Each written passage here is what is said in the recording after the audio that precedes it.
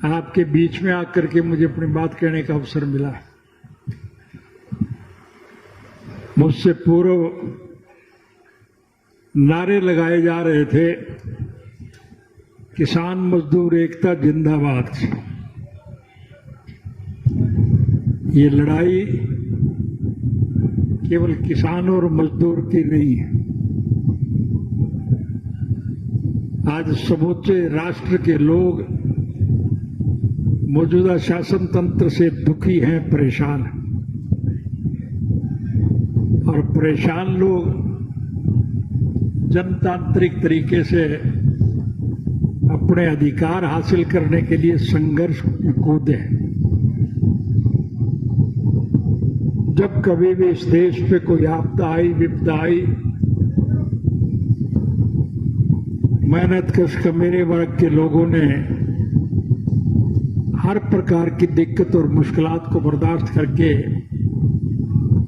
संघर्ष में कूद करके सरकारों का पतन करने का काम किया। मैं ज्यादा लंबा चौड़ा भाषण नहीं देना चाहूंगा। स्वर्गीय चौधरी चरण सिंह का 78वां जन्मदिवस मनाने के लिए इस कृषि प्रधान देश के किसानों ने दिल्ली की बोट क्लब में एक विशाल सभा का आयोजन किया था।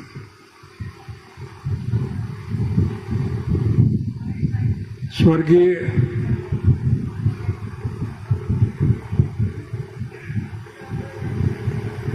श्री मोरारजी देसाई इस देश के प्रधानमंत्री थे। स्वर्गीय चौधरी देवीलाल जी उस वक्त हरियाणा प्रदेश के मुख्यमंत्री थे।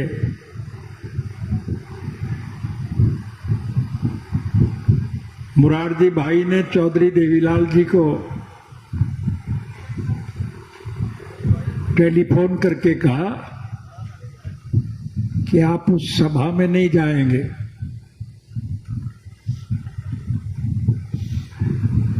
चौधरी साहब ने कहा कि ये सभा इस मेहनतकश देश के कृषि प्रधान कृषकों की तरफ से बुलाई गई है और हमारे महान नेता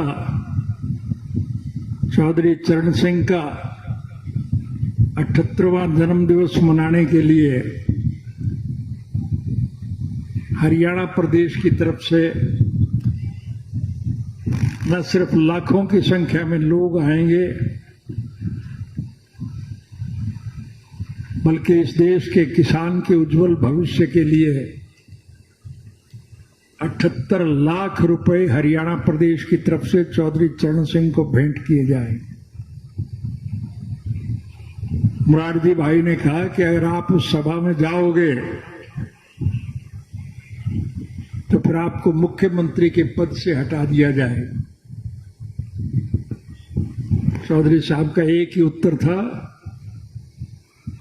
मैं किसान पहले हूं और मुख्यमंत्री बाद में हूं।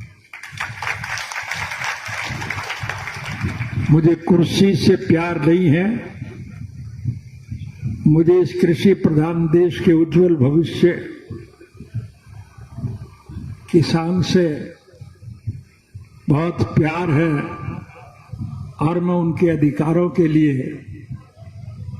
प्रधानमंत्री का पद तो बहुत छोटी बात है, अगर मुझे अपने प्राणों की आहुति भी देनी पड़े तो मैं पीछे कदम नहीं हटाऊंगा।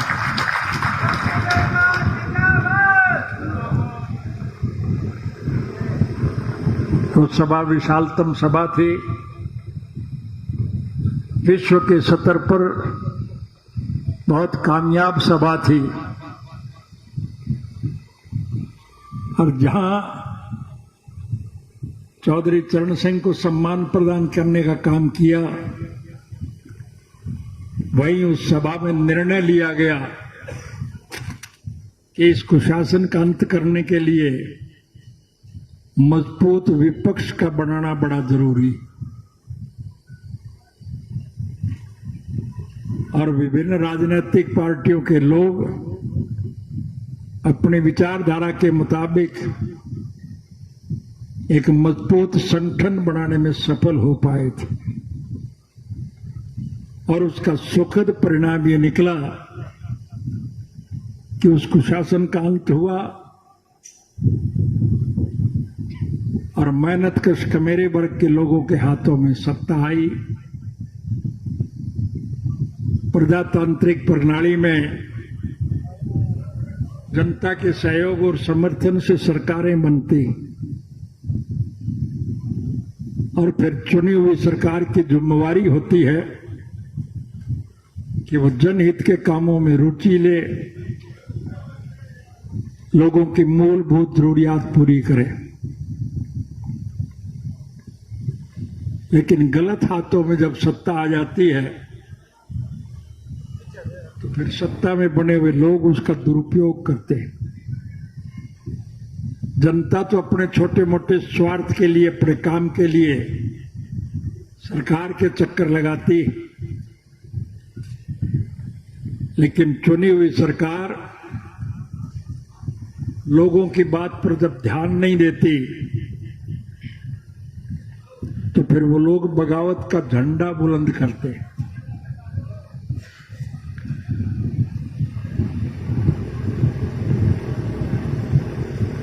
मौजूदा शासन काल में लोगों से वायदे बड़े किए गए थे और हरियाणा के मुख्यमंत्री ने मुख्यमंत्री का पदभार संभालने के बाद सबसे पहले एक घोषणा की थी कि मुख्यमंत्री निवास की खिड़की पर जो कोई आकर के दरख्वास्त देगा उसकी मांग मानी जाएगी, उसे सुविधा प्रदान की जाएगी। मुझे एक दफा चंडीगढ़ जाने का मौका मिला और किसी मित्र से मिलने के लिए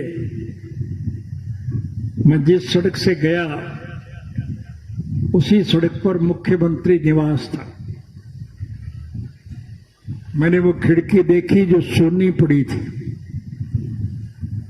कोई आदमी नहीं था। मैंने लोगों से पूछा तो मुझे बताया गया कि यहां किसी की शिकायत सुनी नहीं जाती, इसलिए लोग शिकायत करने आते ही नहीं। आप लोगों के सहयोग और समर्थन से एक दफा हमें भी सरकार बनाने का अवसर मिला था। हमने उस गलत परंपरा को बदल दिया। हमारे शासन काल में लोग सरकार के पास नहीं जाते थे। सरकार आपके द्वार कार्यक्रम के तहत सरकार एक एक गांव में जाती थी कि नहीं जाती थी, और जो मांग गांव के लोगों की तरफ से रखी जाती वो मांग हाथ की हाथ पूरी की जाती थी कि नहीं की जाती थी। सिर्फ लोगों की तरफ से मांगी हुई बात ही नहीं, व्यवहारिक ज्ञान के आधार पर लोगों की मूलभूत जरूरियात पूरी करना सरकार की जिम्मेवारी थी। हमारा ये देश 36 जात के लोगों का देश, हिंदू मुस्लिम एकता की पहचान भारतवर्ष में। हम अपने तीज त्योहार, ईद सब इकट्ठे मिलकर के मनाते हैं।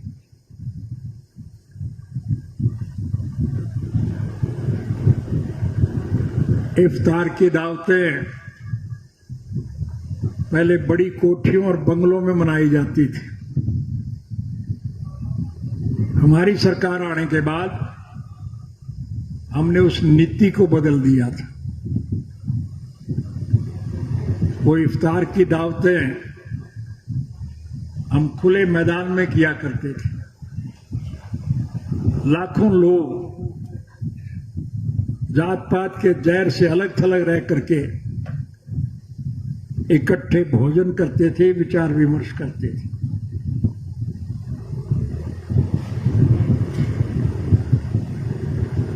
मुझे अफसोस है कि अब के इफ्तार की दावत हम नहीं कर पाए थे, क्योंकि इस कोरोना की वजह से पाबंदियां लगी हुई थी कि 50 आदमी से ज्यादा कहीं इकट्ठे नहीं हो सकते। हमारी मजबूरी थी, हम उसमें शामिल नहीं हो पाए थे। लेकिन अल्लाह ताला की मेहर है, उनकी कृपा से आज समूचे राष्ट्र के सतर पर भारी बारिशें हुई हैं, अच्छी फसलें होंगी। लेकिन इस मौजूदा सरकार ने इस किस्म के कानून बना दिए कि किसान अपने उत्पादन के सही दाम वसूल नहीं कर पाए। मंडियों में किसान का अनाज बिक नहीं रहा है, और अगर किसी का थोड़ा बहुत बिक जाए तो उसके पैसे नहीं मिल रहे। किसान अपना उत्पादन मंडियों से वापस घरों को लेके जा रहे हैं। उनको बहुत पीड़ा है इस बात की, लेकिन सरकार के कानून इस किस्म के, इस मौजूदा सरकार को जनहित के कामों से कोई सरोकार नहीं। ये तो लुटेरे वर्ग के लोगों का एक गिरोह है, जिनका दाव लग गया, आज वो हुकूमत के मालिक बन गए हैं। और वो ऐसे कानून बनाते हैं जिससे योजनाबद्ध तरीके से देश के लोगों का मेहनत का पैसा, मुट्ठी भर जो बड़े औद्योगिक घराने हैं, ये कोई अंबानी और अडानी टाइप के जो लोग हैं उनके पास जाता है, और उनसे ये सीधा पैसा लूट के खा रहे हैं। चुनाव के दौरान अखबारों में समाचार छपते हैं कि किस राजनीतिक पार्टी को कितना पैसा मिला, और उसमें सबसे ज्यादा पैसा भारतीय जनता पार्टी के नाम निकलता है, क्योंकि लूट का पैसा वो सारा अपने तरीके से ले रहे हैं। देश की हालत बहुत खराब है। मैं उस काले कानून का विस्तार से जिक्र करूंगा, समय लग जाएगा। आप तो स्वयं भुगत भोगी हैं और पिछले 8 महीने से लगातार इसके लिए लड़ाई लड़ रहे हैं। मैं इस बात के लिए आपको बधाई देने आया हूं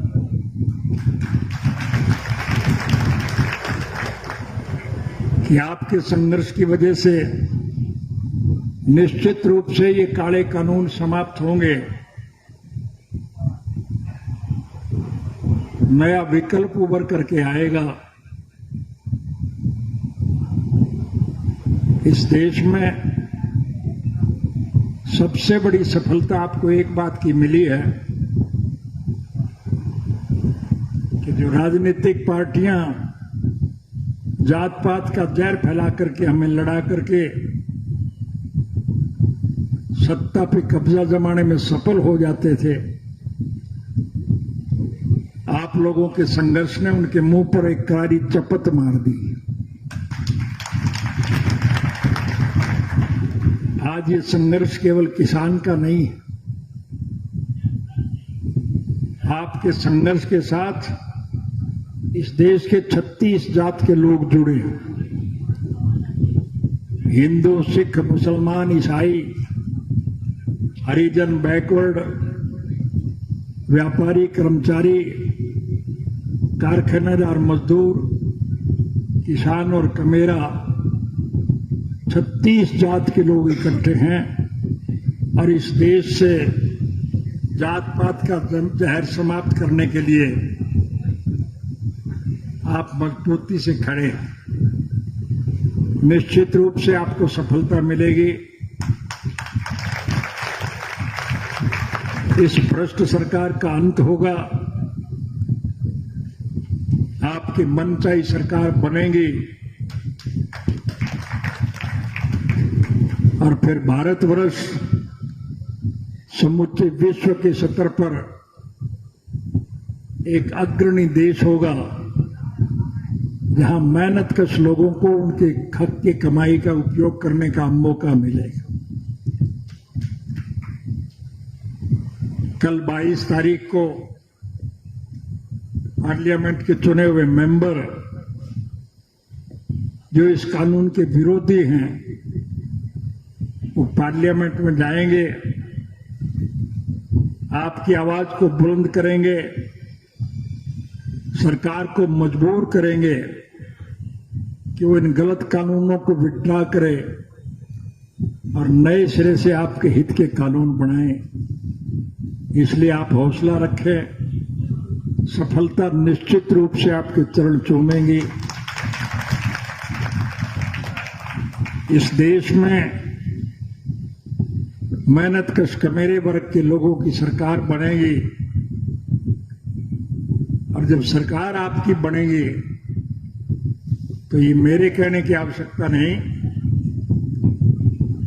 हमारे छोटे से शासनकाल में 3600 बच्चों को नौकरी देने के नाम पर मुझे 10 साल की सजा हुई थी। राज बनाना तो आपका काम है, लेकिन मैं आपसे वायदा करके जा रहा हूं कि सरकार निश्चित रूप से आपकी बनेगी और अब के जब सरकार आपकी बनेगी तो हर पढ़े लिखे युवक को हम सरकारी नौकरी देंगे। उसमें कोई जात पात धर्म मजहब का दखल नहीं होगा। किसी पढ़े लिखे युवक के मां बाप के गलत निर्णय की सजा उस बच्चे को नहीं मिलेगी। हम हर बच्चे को नौकरी देंगे, चाहे मुझे इसके लिए बाद में फांसी टूटना पड़े, मुझे इसकी कोई चिंता नहीं। आज तो मैं भाषण देने नहीं, आपको बधाई देने आया हूं कि जिस ढंग का संघर्ष आपने किया उसके लिए आप सभी बधाई के पात्र हैं। और विशेष रूप से हरियाणा प्रदेश के लोगों का आभार व्यक्त करूंगा कि देश के हर हिस्से से आए हुए किसानों को हर प्रकार की सुविधा आपने प्रदान की, उसके लिए जितनी बधाई दी जाए थोड़ी।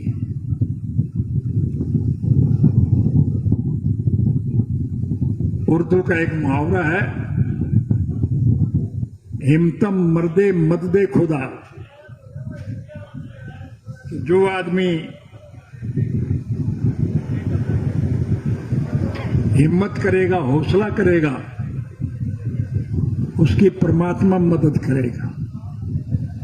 तो आप हौसले से डटे रहो, मजबूती के साथ अपने अधिकारों के लिए लड़ते रहो। निश्चित रूप से आने वाला कल आपका होगा, केवल हरियाणा प्रदेश में नहीं, समूचे राष्ट्र के स्तर पर आपकी मनचाही सरकार बनेगी। हमारा कोई राजनीतिक स्वार्थ नहीं, हमारा कोई व्यक्तिगत स्वार्थ नहीं। हम तो स्वर्गीय चौधरी देवीलाल जी के स्वप्न साकार करने के पक्षधर हैं। चौधरी देवीलाल जी की एक सोच थी कि आम नागरिक की मूलभूत जरूरियात, रोजी रोटी, कपड़ा, मकान, शिक्षा और स्वास्थ्य का प्रबंध सरकार करे। उसके लिए उन्होंने सारी उम्र संघर्ष किया। इंडियन नेशनल लोकदल पार्टी उनके नक्शे कदम पर चल रही है। हम उनके स्वप्न साकार करने के पक्षधर हैं। इसलिए आपसे विनम्र निवेदन करने आया हूं, हम हर दुख और तकलीफ में आपके साथ खड़े हैं। आप अपने आप को अकेला और निराश न समझें। ये समूचा देश आपके साथ होगा।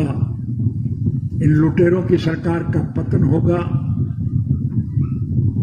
और निश्चित रूप से इस देश में मध्यावधि चुनाव होंगे, क्योंकि ये फर्जी गठबंधन की सरकार टूट जाएगी। जो स्वार्थी किस्म के लोग अपने स्वार्थ की पूर्ति के लिए सत्ता पक्ष की मौज लूटने के लिए गए थे, आज उनकी बहुत फजीती हो रही है। ये मेरे कहने की आवश्यकता नहीं, आप स्वयं देख रहे हैं। इसलिए मैं आपसे निवेदन करने आया हूं, मजबूती से डटे रहो, लड़ाई लड़े रहो, सफलता आपके चरण चूमेंगी।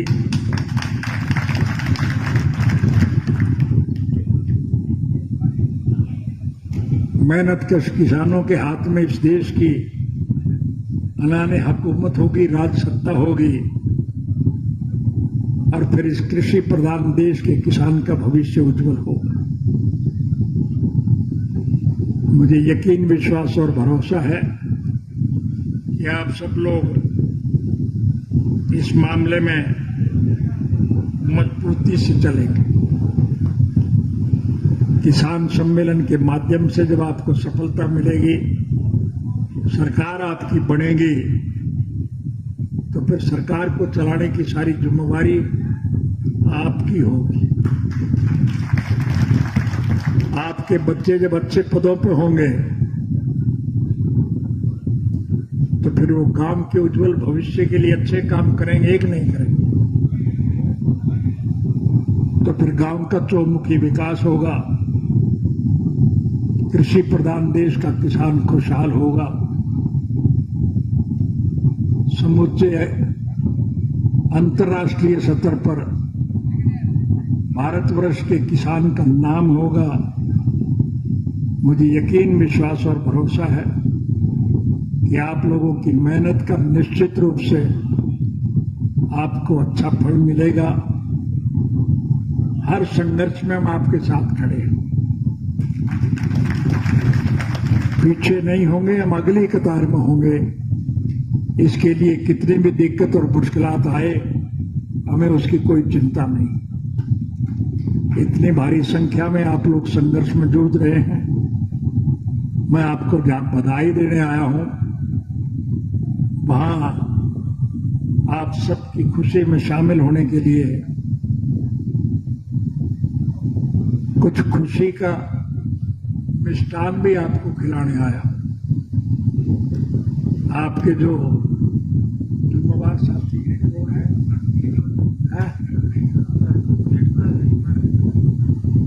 हम उन जिम्मेवारों को मेरी पार्टी की तरफ से लड्डू भेंट करके जाऊंगा।